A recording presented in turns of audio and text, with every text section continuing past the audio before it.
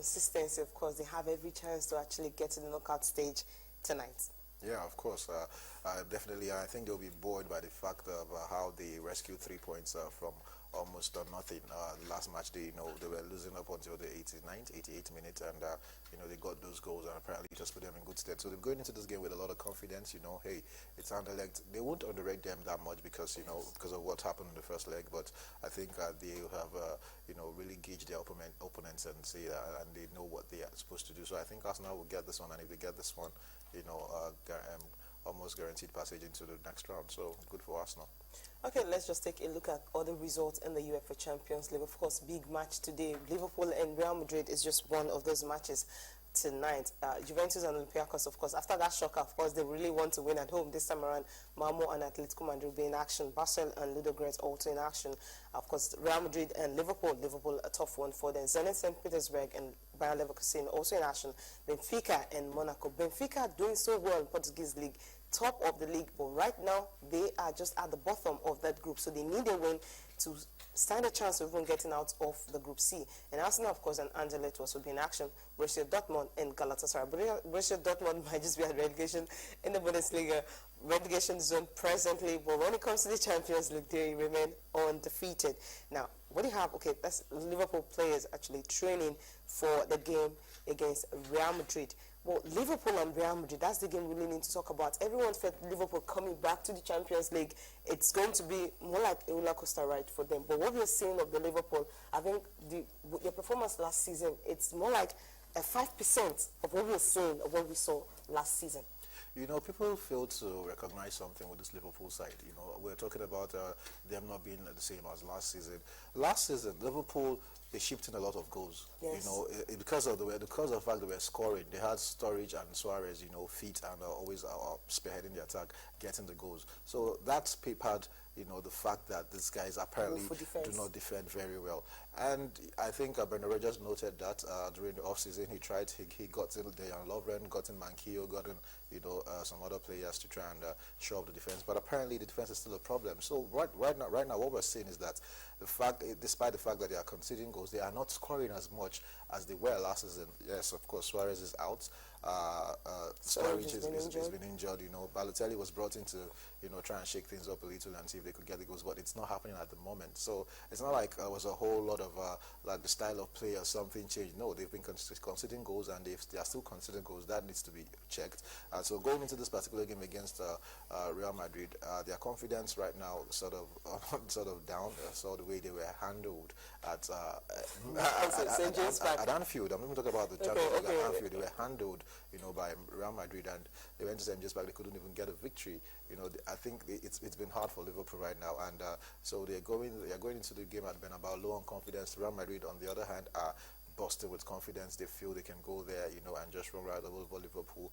Ronaldo is playing out of his skin. Before the first game, he hadn't scored in Anfield, and he broke that record in less than how many minutes. So I think right now it's going to be a tough one for Liverpool. Liverpool fans, the ones that will be traveling to Madrid, I feel for them. But hey, like I said at the beginning of the show, it's football. Anything can happen, but if you want to look at this one logically and with your head, you will say, hey, it should be a surefire victory for Real Madrid, but who knows? Something could just happen. Yeah, definitely. Okay, that's really one man is actually fit to be back. I'm talking about Gareth Bale. Well, he's been injured, and of course he will be playing this game. That's the player, of course, where Liverpool really actually need to watch out for. What do you think about Gareth Bale coming back to the squad? It simply means it's going to be deadlier. Yes, but the funny thing, the amazing thing is that they've looked sort of better without Gareth Bale in the squad. Isco has been playing out of his skin. The smooth transition of play, the way it's been beautiful to watch. And you kind of want to say, if Gareth Bale comes in now, will he be brought in back to the squad straight, or will he, sit on the bench for a while and let see if Isco would still get his his lineup. But I think Gareth Bale gives you something. He gives you that pace. He gives you that directness. He runs straight at the defender. Isco can slow the ball down a little, beat one or two players, look for the odd pass here and there. But Gareth Bale is direct. And the way Real Madrid are playing right now, it's more a very quick counter attacks. You have the likes of Ronaldo, Benzema, and Gareth Bale, and when the three of them just come at you, it's always going to be Yes. so what they did against Barcelona at in the El Clasico. So apparently, yes, Gareth Bale. Look, whatever way you look at it, Real Madrid are sport for choice. You know, the attacking options are limitless, and anybody that is coming in Gareth Bale, Isco, Javi Hernandez, Ronaldo, Benzema.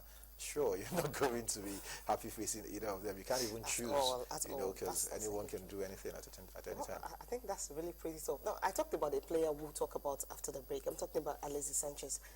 How has he really helped the Arsenal attack? What do you think? He has to an extent. Alexis Sanchez, when he was at Barcelona, he sort of wanted to play that, you know, attacking role, you know, as the out-and-out striker, he didn't get it. So I think he moved to Arsenal thinking he will get it, and sort of he's been getting it. He's not, of course, if Arsene Wenger has his full complement of players, Olivier Giroud will always spearhead the attack. You know, Sanchez, he believes Sanchez can play that Henry role. Remember when Henry was at Arsenal, coming from the left wing, drifting in and getting that makeshift centre forward position. But I think Sanchez is getting what he wants, the playing time, sometimes spearheading the attack for Arsenal. And I do not know why people did not talk about this move. Arsene Wenger spent a whole lot of money on this man. Arsene Wenger doesn't spend money like that.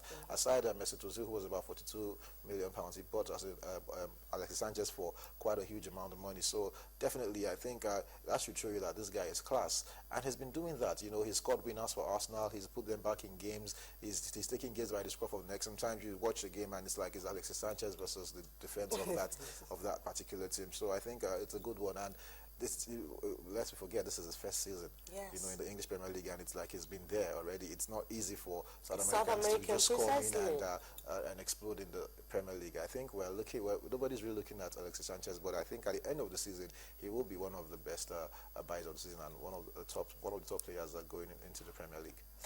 Okay, now let's talk about tennis. Of course, the ATP World Tour Finals in London. Of course, you have the groups already out.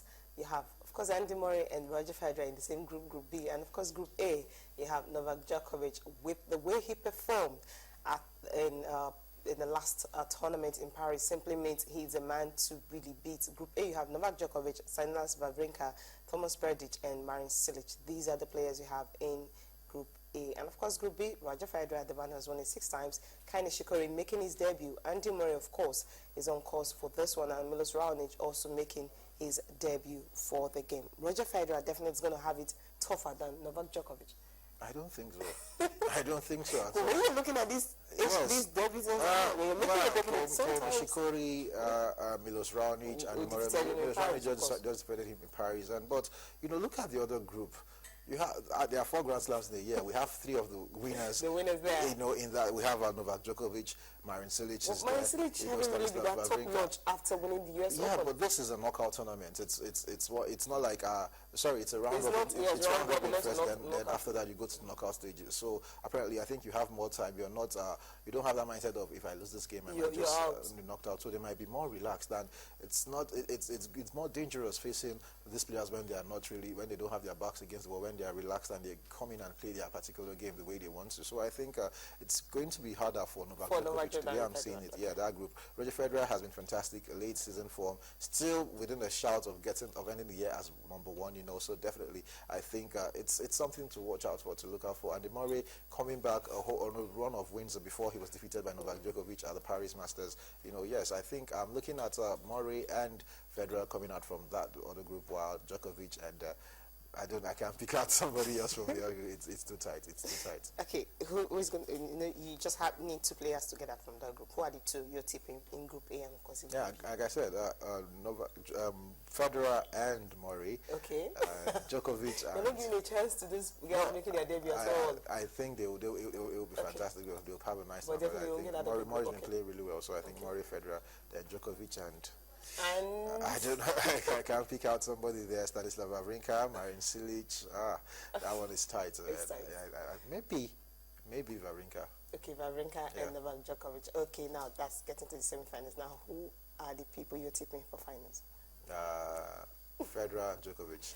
Federer and Djokovic again. Okay, yes. Okay. Let's start going around ATP. Of course, Federer, he needs to reclaim that #1. He really wants it, and he has played so well this year. For Novak Djokovic, well. Okay, he's world #1, and right now, with the form he's going, I think he might but I'm not going to stick on my neck for it, but Federer and Djokovic in the final. So who wins it then? Novak Djokovic. Okay, Novak Djokovic. I want to. I would love Federer to win the whole tournament, you know, but my head tells me that if he gets to play Novak in the finals, Novak would actually get this one. Okay, tournament starts on Sunday in London, of course. Just watch us for these players. Well, that's all we can take on the show. Thank you so much for being part of the program. Don't forget, Sport Tonight is at 9 p.m. tonight. You get to join Toyin and crew on more on sports news. And of course, after this, we'll be having Business Money coming up next. Thank you so much for being a part of the program, and bye for now.